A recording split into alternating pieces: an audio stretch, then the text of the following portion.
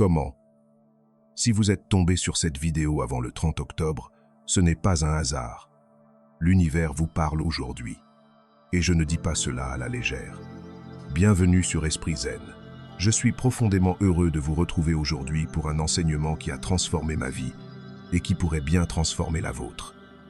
Installez-vous confortablement, prenez une grande respiration avec moi et expirez lentement. Cette vidéo est différente. Elle est plus longue, plus profonde.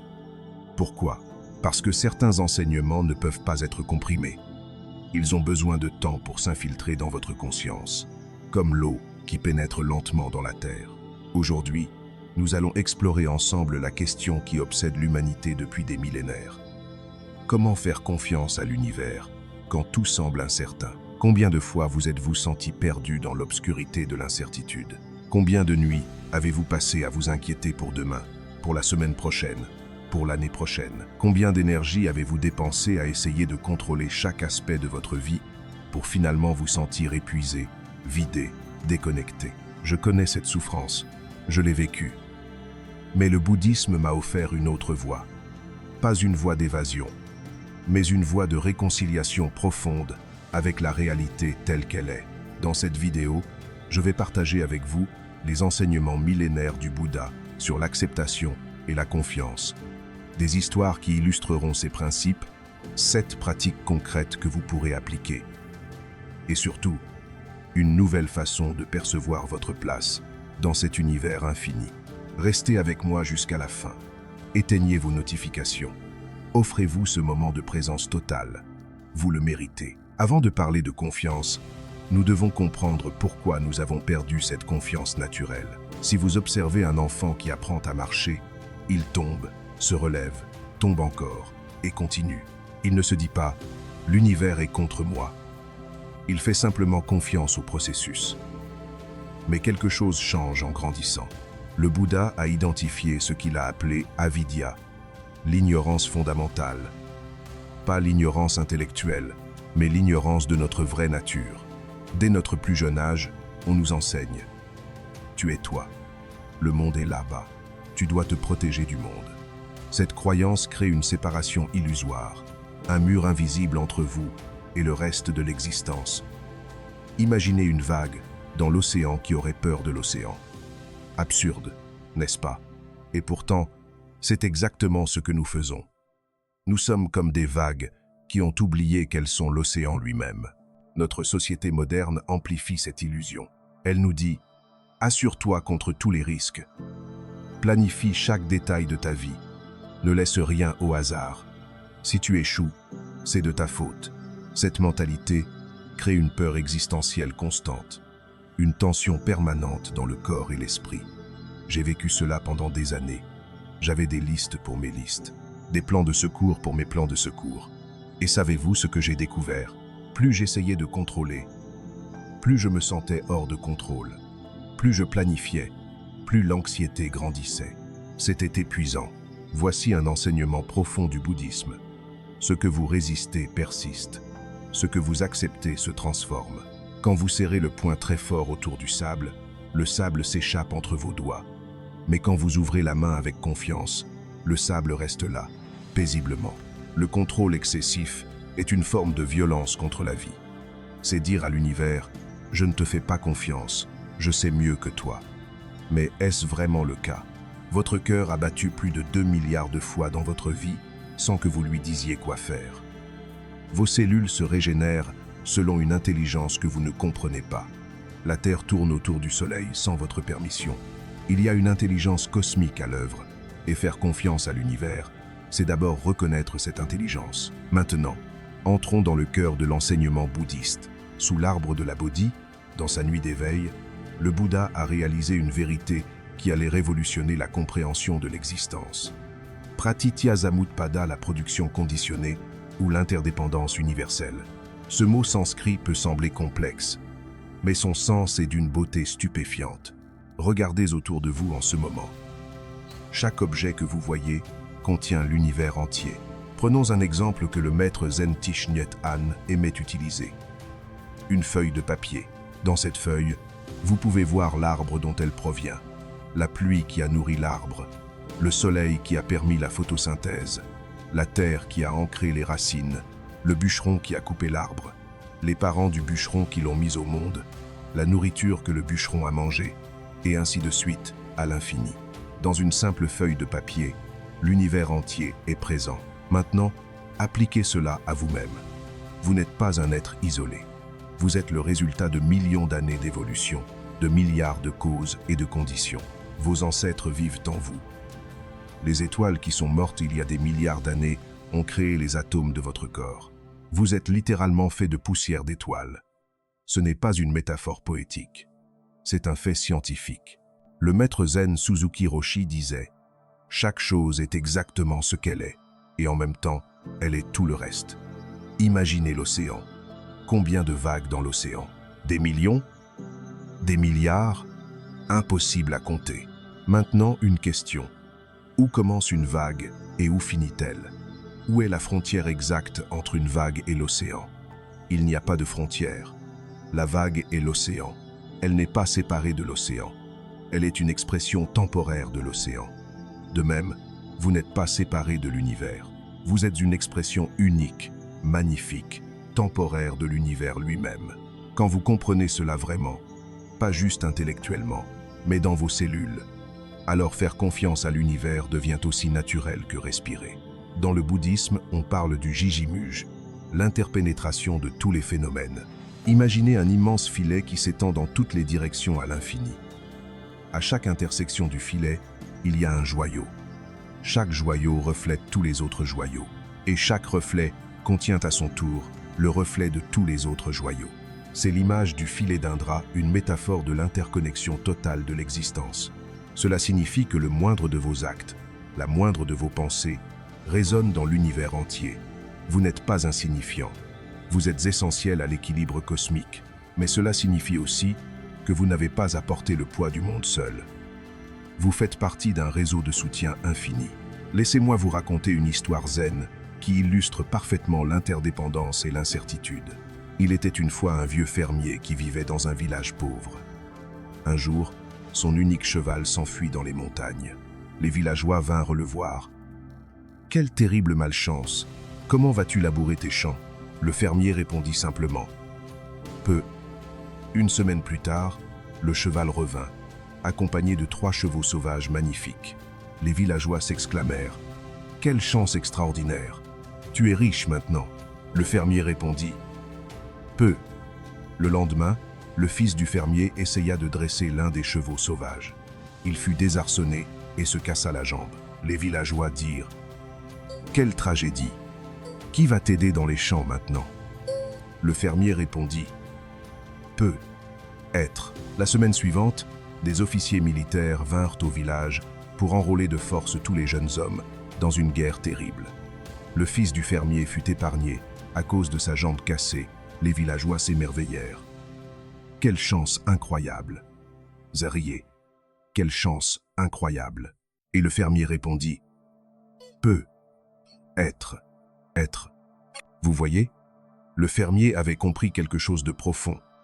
Nous ne savons jamais vraiment ce qui est bien ou mal. Nous ne pouvons voir qu'une infime partie de la toile cosmique. Ce que nous percevons comme un désastre aujourd'hui peut être la graine d'un miracle demain. Et ce que nous célébrons aujourd'hui peut contenir les germes d'un défi futur. Faire confiance à l'univers, c'est dire peu, être, face aux événements de la vie. C'est accepter de ne pas connaître la fin de l'histoire.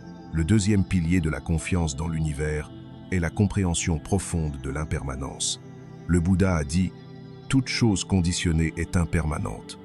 Quand on voit cela avec sagesse, on se détache de la souffrance. Regardez votre vie. Est-ce que quelque chose est resté identique? Votre corps n'est plus le même qu'il y a 10 ans. Vos pensées changent chaque seconde. Vos relations évoluent. Même les montagnes, qui semblent éternelles, s'érodent lentement. L'impermanence n'est pas une mauvaise nouvelle. C'est en fait la meilleure des nouvelles. Pourquoi? Parce que cela signifie que rien n'est figé. Si vous traversez une période difficile, elle passera. Si vous êtes malade, votre corps peut guérir. Si vous êtes triste, la joie reviendra. L'impermanence est la porte de tous les possibles. Notre souffrance vient en grande partie de notre résistance à l'impermanence. Nous voulons que les moments agréables durent éternellement. Nous voulons que les moments difficiles disparaissent immédiatement. Mais la vie ne fonctionne pas comme ça. La vie est un flux constant, comme une rivière qui ne s'arrête jamais. Le sage ne dit pas à la rivière « Arrête-toi ici, j'aime cet endroit ». Il monte dans le bateau et se laisse porter en admirant chaque paysage qui passe. Imaginez que vous êtes un arbre. Au printemps, vous bourgeonnez. Vous êtes rempli de vitalité, de potentiel. Tout est nouveau, excitant. Vous pensez « Ah, c'est ça la vie ». Puis vient l'été. Vous êtes en pleine floraison. Vos feuilles sont vertes et abondantes. Vous donnez de l'ombre aux voyageurs. Vous pensez « Je veux que ça dure toujours ». Mais l'automne arrive. Vos feuilles changent de couleur. Or, rouge, orange. Elles sont magnifiques, mais elles commencent à tomber. Vous résistez. Non, mes feuilles, ma beauté, et puis l'hiver. Vous êtes nu, dépouillé. Le froid vous pénètre. Vous vous sentez mort, inutile. C'est la fin, pensez-vous. Mais en réalité, sous la surface, quelque chose d'essentiel se passe. Vos racines se renforcent. Vous économisez votre énergie. Vous vous préparez. Et puis, le printemps revient.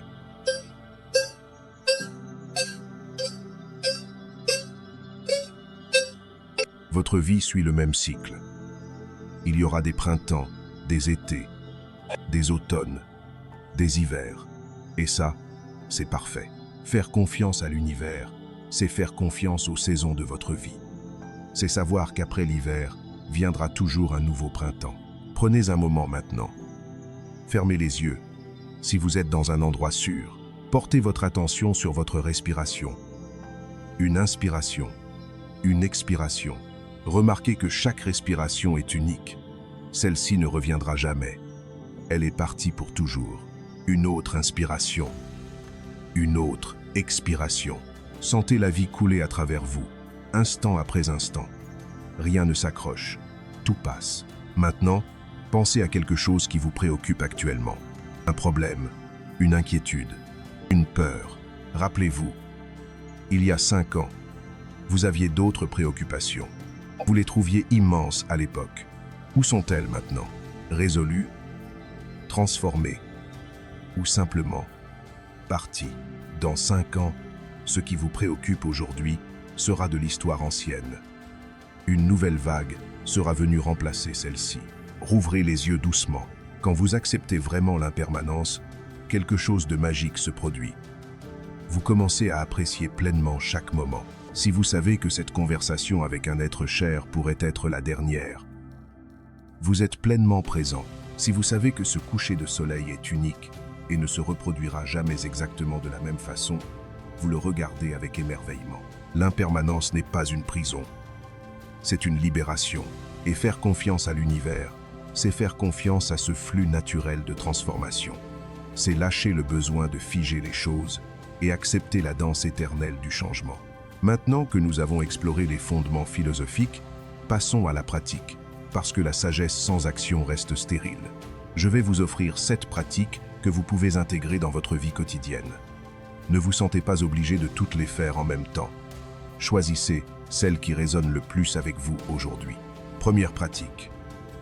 La méditation de la confiance profonde. Cette méditation est ma préférée. Je la pratique chaque matin. Asseyez-vous confortablement, le dos droit mais pas rigide. Prenez 3 grandes respirations conscientes. À chaque expiration, relâchez les tensions. Maintenant, portez votre attention sur votre cœur. Imaginez une lumière douce et chaude qui rayonne de votre poitrine. Répétez silencieusement, comme un mantra. Je fais confiance au processus de la vie. Je lâche ce que je ne peux pas contrôler. L'univers me soutient dans chaque instant. Je suis exactement là où je dois être. Restez avec ces phrases pendant 10 à 20 minutes. Quand votre esprit s'égare, et il s'égarera, c'est normal. Ramenez-le doucement aux phrases. Cette pratique reprogramme littéralement votre système nerveux.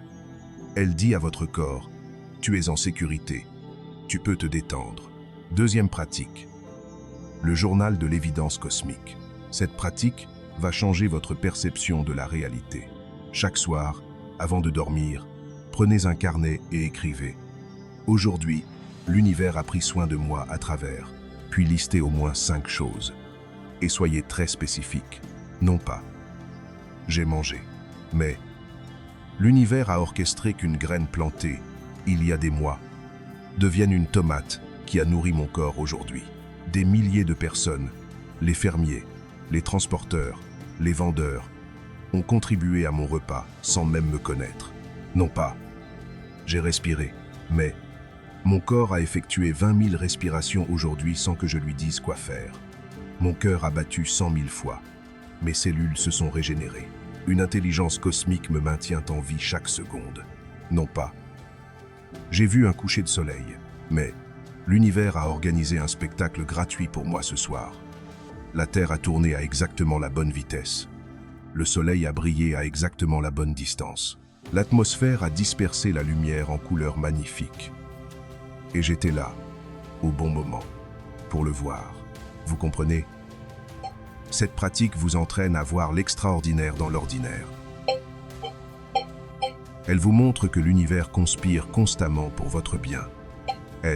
Après un mois de cette pratique, votre cerveau sera recablé.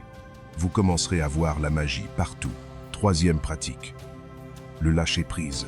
Le lâcher-prise n'est pas une action passive. C'est un acte conscient de libération. Une fois par semaine, créez un petit rituel. Prenez une feuille de papier. Écrivez tout ce qui vous préoccupe, tout ce que vous essayez de contrôler. Je veux que mon patron m'apprécie. Je veux que mon enfant réussisse à l'école. Je veux que mon corps guérisse rapidement. Je veux que cette personne me réponde. Écrivez sans censure. Videz votre mental sur le papier. Ensuite, lisez chaque phrase à voix haute, en ajoutant « Je lâche mon besoin de contrôler cela. Je fais confiance au processus. » Puis, et c'est important, détruisez le papier. Brûlez-le de manière sécuritaire ou déchirez-le en tout petits morceaux. En détruisant physiquement le papier, vous envoyez un signal puissant à votre inconscient. Je libère. Je fais confiance. Certains de mes étudiants pleurent pendant ce rituel. C'est normal. Ce sont des larmes de libération. 4e pratique. La gratitude des détails infinitésimaux. Le Bouddha enseignait la pleine conscience. Sati. Être présent à ce qui est, exactement comme c'est. Choisissez une activité quotidienne banale. Prendre une douche, boire du thé, marcher jusqu'à votre voiture. Ralentissez cette activité au maximum. Devenez comme un scientifique qui observe chaque détail. Par exemple, si vous choisissez de boire du thé, sentez d'abord le parfum. Remerciez la plante qui a donné ses feuilles. Sentez la chaleur de la tasse dans vos mains. Remerciez le feu qui a chauffé l'eau. Regardez la vapeur qui s'élève. Remerciez l'eau qui a voyagé depuis l'océan, est devenue nuage, puis pluie. Prenez une gorgée. Laissez le liquide toucher votre langue. Sentez les saveurs se déployer. Remerciez vos papilles gustatives. Ces merveilles biologiques. Sentez le liquide chaud descendre dans votre gorge, votre œsophage, votre estomac. Remerciez votre corps qui sait exactement quoi faire avec ce thé. Cette pratique est une méditation de la gratitude incarnée. Elle vous montre que chaque instant ordinaire est en fait un miracle cosmique. Quand vous commencez à vivre ainsi, la vie entière devient une prière de remerciement. Et dans cet état de gratitude profonde, la confiance en l'univers devient naturelle. 5e pratique. Agir sans attachement. Dans la Bhagavad Gita, texte sacré de l'hindouisme étroitement lié au bouddhisme, on parle du karma yoga, le yoga de l'action. Krishna dit à Arjuna, « Tu as le droit à l'action, mais pas à ses fruits. Ne sois pas motivé par les fruits de l'action et ne t'attache pas à l'inaction. Quand vous entreprenez un projet, divisez-le mentalement en 2 parties. Votre responsabilité, l'effort, l'intention, la qualité de votre travail, et la responsabilité de l'univers, le résultat, le timing, la réaction des autres. Faites votre part avec excellence, dévotion, amour. Donnez le meilleur de vous-même, puis lâchez prise sur le résultat. Vraiment, vous postulez pour un emploi? Préparez-vous au maximum. Faites le meilleur CV possible. Soyez brillant à l'entretien. Puis, lâchez prise. Que vous obteniez le poste ou non n'est plus votre affaire. C'est l'affaire de l'univers. Vous plantez un jardin? Préparez bien la terre. Choisissez les bonnes graines. Arrosez avec soin. Puis, ne tirez pas sur les plantes pour qu'elles poussent plus vite. Faites confiance au processus naturel. Cette pratique vous libère de l'anxiété de performance. Vous faites votre part, puis vous vous reposez dans la confiance que l'univers fera la sienne. 6e pratique. La visualisation de l'interconnexion. Cette pratique vient du bouddhisme tibétain. Asseyez-vous tranquillement. Fermez les yeux. Imaginez-vous comme un point lumineux dans l'espace. Une étoile dans le cosmos. Maintenant, visualisez d'autres points lumineux autour de vous. Chacun représente un être vivant. Humain, animal, plante. Voyez des fils de lumière qui vous connectent à chacun de ces êtres. Vous êtes comme un nœud dans un réseau infini. Élargissez votre vision. Voyez toute la Terre comme un organisme vivant. Vous en êtes une cellule. Élargissez encore. Voyez le système solaire, la galaxie, l'univers entier. Vous n'êtes pas séparés de tout cela. Vous êtes tout cela. Répétez. Je ne suis pas une goutte dans l'océan. Je suis l'océan entier dans une goutte. Cette visualisation dissout l'illusion de séparation. Elle vous aide à ressentir viscéralement que faire confiance à l'univers, c'est faire confiance à vous-même, car vous et l'univers êtes un. 7e pratique. Le dialogue avec l'incertitude. Voici une pratique plus psychologique, mais profondément bouddhiste dans son essence. Quand l'inquiétude surgit, au lieu de la repousser, invitez-la à s'asseoir avec vous. Dites-lui « Bienvenue, peur. Je te vois. Qu'est-ce que tu essaies de me dire? Écoutez. » Souvent, la peur dit « Je veux te protéger. Je ne veux pas que tu souffres. » Remerciez-la. Merci de vouloir me protéger. J'apprécie ton intention. Puis, avec douceur. Mais je n'ai plus besoin de cette protection. Je fais confiance à ma capacité à traverser ce qui vient. Et je fais confiance à l'univers pour me soutenir. Cette pratique transforme votre relation avec l'incertitude.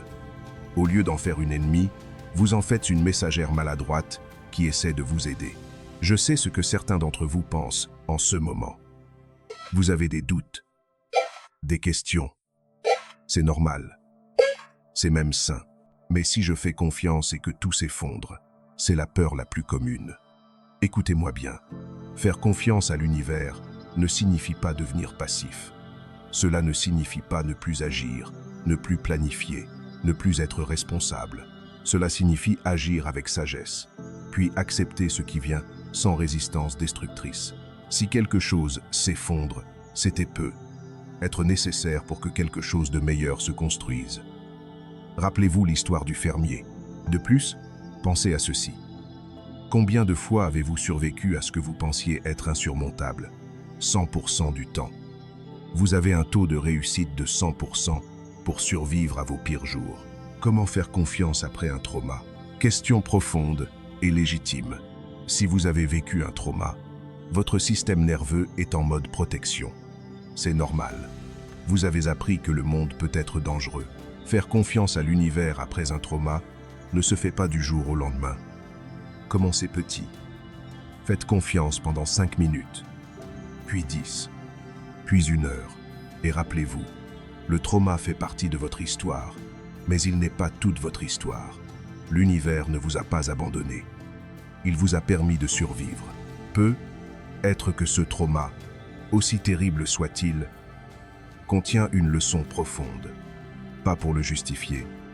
Il n'y a aucune justification pour la souffrance injuste, mais pour le transformer en sagesse. Et si l'univers n'existe pas vraiment? Excellente question philosophique. Le mot « univers » ici n'est qu'un mot. Appelez-le comme vous voulez. La vie, le Tao, Dieu, la nature, l'existence, le flux cosmique. Ce qui importe, ce n'est pas le nom. C'est l'attitude intérieure. Faire confiance à l'univers, c'est simplement reconnaître que vous ne contrôlez pas tout, que les choses ont une façon de s'arranger et que résister à ce qui est crée de la souffrance. C'est une posture pragmatique autant que spirituelle. Comment savoir si je fais confiance ou si je fuis mes responsabilités? Distinction cruciale. Faire confiance. Vous agissez avec intention et sagesse, puis vous acceptez le résultat avec paix. Fuir. Vous n'agissez pas par peur ou paresse, puis vous blâmez l'univers pour vos échecs. La différence? L'action juste. Le Bouddha parlait du chemin du milieu, ni trop tendu, ni trop relâché. Comme les cordes d'un instrument de musique, agissez. Faites votre part. Puis, lâchez prise sur ce qui ne dépend pas de vous. Beaucoup de personnes me demandent « Comment reconnaître les signes que l'univers m'envoie ?» Cette question mérite une réponse nuancée. Dans le bouddhisme traditionnel, nous ne parlons pas vraiment de signes comme dans l'ésotérisme occidental.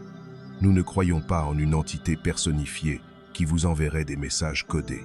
Mais il y a quelque chose de réel dans ce que les gens appellent les synchronicités.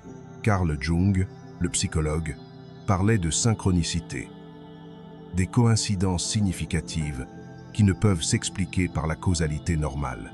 Vous pensez à quelqu'un et cette personne vous appelle. Vous avez besoin d'une réponse et un livre tombe d'une étagère ouvert à la bonne page. Vous hésitez sur une décision et un papillon se pose sur votre main. Que se passe-t-il réellement? Je crois que quand votre esprit est calme et présent, vous devenez sensible aux patterns subtils de l'existence. Vous remarquez ce qui était toujours là, mais que vous ne voyez pas. C'est comme régler une radio. Quand il y a des interférences, pensées compulsives, anxiété, bruit mental, vous ne captez rien. Mais quand la fréquence est claire, vous recevez le signal. Voici comment développer cette sensibilité. Méditation régulière, 20 minutes par jour, minimum. Cela calme le mental et affine votre perception. Tenir un journal de synchronicité. Notez les coïncidences étranges. Avec le temps, vous verrez des patterns. Posez des questions avant de dormir. Votre inconscient est un pont vers une intelligence plus vaste. Demandez « Qu'ai-je besoin de savoir ?» Puis, observez vos rêves et les événements du lendemain. Pratiquez le oui facile. Quand une opportunité se présente de manière synchronistique, dites oui. Suivez le flux. Les vrais signes ne sont pas magiques. Ce sont des moments où vous ressentez une paix profonde dans une décision, où les portes s'ouvrent sans effort excessif, où vous êtes au bon endroit au bon moment, de manière répétée, où vous sentez une clarté intérieure soudaine. À l'inverse, les faux signes sont basés sur la peur ou le désir compulsif, nécessitent une interprétation tortueuse, vous font sentir confus ou agité, sont utilisés pour éviter la responsabilité. Le meilleur signe est votre ressenti corporel. Votre corps ne ment jamais. Quand quelque chose est aligné, votre corps se détend. Quand quelque chose est faux, votre corps se contracte. Apprenez à écouter cette sagesse corporelle. C'est la voix de l'univers qui parle à travers vous. Vous vous rappelez comment j'ai commencé cette vidéo? Si vous êtes tombé sur cette vidéo avant le 30 octobre, ce n'est pas un hasard. Était-ce vrai? Oui. Et non. Non. Il n'y a pas d'entité cosmique qui a manipulé l'algorithme de YouTube pour vous amener ici. Oui. Si vous êtes ici, c'est parce qu'à un certain niveau, vous cherchiez cette information. Votre intention consciente ou inconsciente a créé les conditions pour que vous tombiez sur cette vidéo. C'est ça, la magie de l'interdépendance. Vous n'êtes pas passif. Vous co-créez avec l'univers à chaque instant. Nous arrivons au cœur de l'enseignement. Ce qui va suivre peut changer votre vie si vous le laissez entrer. Vous n'êtes pas qui vous croyez être. L'ego, ce que le bouddhisme appelle anatta, non-soi, vous fait croire que vous êtes une entité séparée, fragile, qui doit constamment se défendre. Mais c'est une illusion. Fermez les yeux un instant. Qui êtes-vous vraiment? Êtes-vous votre corps? Non. Votre corps change constamment. Les cellules se renouvellent. Êtes-vous vos pensées? Non. Les pensées vont et viennent comme des nuages dans le ciel. Non. Êtes-vous vos émotions? Non. Elles changent d'un instant à l'autre. Êtes-vous votre histoire? Alors, qui êtes-vous? Vous êtes la conscience qui observe tout cela. Vous êtes l'espace dans lequel la vie se déroule. Vous êtes l'océan, pas la vague, et cet océan est infini, éternel. indestructible. Quand vous réalisez cela, pas intellectuellement, mais dans votre être, la peur disparaît. Comment pourriez-vous avoir peur quand vous comprenez que vous êtes l'univers lui-même? La peur existe seulement quand vous vous identifiez à l'ego limité. Et si je perds mon travail? Et si on me rejette? Et si j'échoue? L'ego parle, mais quand vous vous identifiez à votre vraie nature, la conscience infinie, ces questions.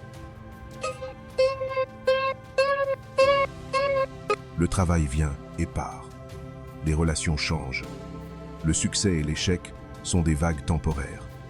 Mais vous, la conscience, demeurez. C'est ça, la vraie confiance en l'univers. C'est « je suis l'univers ». Comment pourrais-je ne pas être pris en charge? Il y a une histoire soufie que j'adore. Un grain de sel décide de mesurer la profondeur de l'océan. Il saute dans l'eau, déterminé à toucher le fond, et remonter pour faire son rapport. Mais dès qu'il touche l'océan, il se dissout. Il devient l'océan. Comment peut-il maintenant mesurer l'océan? C'est ce qui arrive quand vous faites vraiment confiance à l'univers.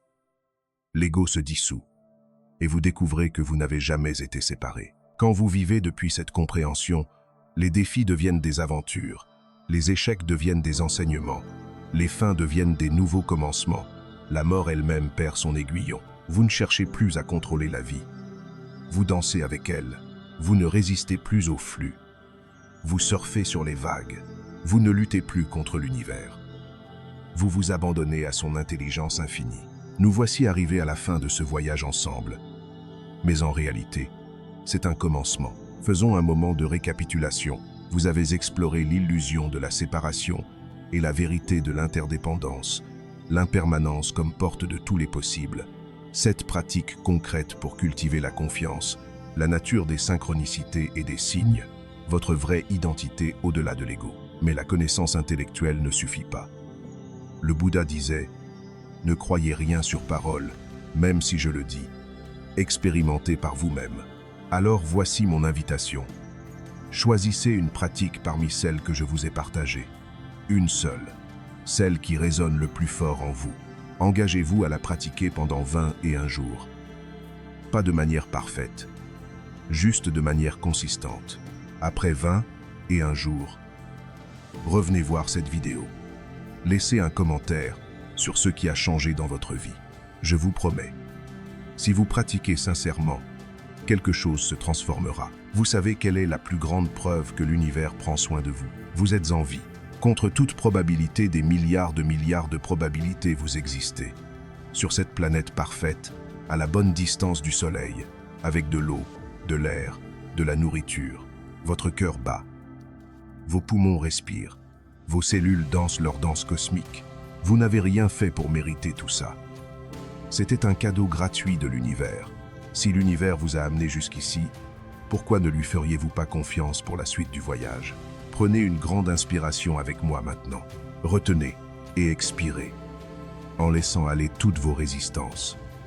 Encore une fois, inspirez la confiance, expirez la peur.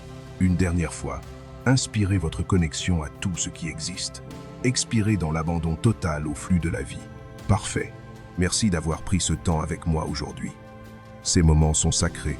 Vous avez choisi la sagesse plutôt que la distraction. Vous avez choisi la profondeur plutôt que la superficialité. Ah, moments sont sacrés, font la distraction. Si cette vidéo vous a touché, si elle a allumé une étincelle en vous, partagez-la. Quelqu'un dans votre vie en a peu. Être besoin aujourd'hui. Soyez un instrument de l'univers pour répandre cette sagesse. Abonnez-vous à Esprit Zen si ce n'est pas déjà fait. Nous continuons ce voyage ensemble, vidéo après vidéo, respiration après respiration. Activez la cloche pour être notifié. Et surtout, dites-moi dans les commentaires, quelle pratique allez-vous commencer dès aujourd'hui? Et qu'est-ce qui vous empêche encore de faire confiance à l'univers? Je lis chaque commentaire. Je réponds personnellement. Cette communauté est un espace sacré de soutien mutuel. Rappelez-vous, vous n'êtes pas seul. Vous n'avez jamais été seul. Vous êtes une vague dans l'océan infini de l'existence. Et l'océan prend toujours soin de ces vagues. Que la paix soit avec vous, que la confiance grandisse en vous, que vous reconnaissiez votre vraie nature. Je vous aime. L'univers vous aime. Car vous êtes l'univers qui s'aime lui-même. Namaste.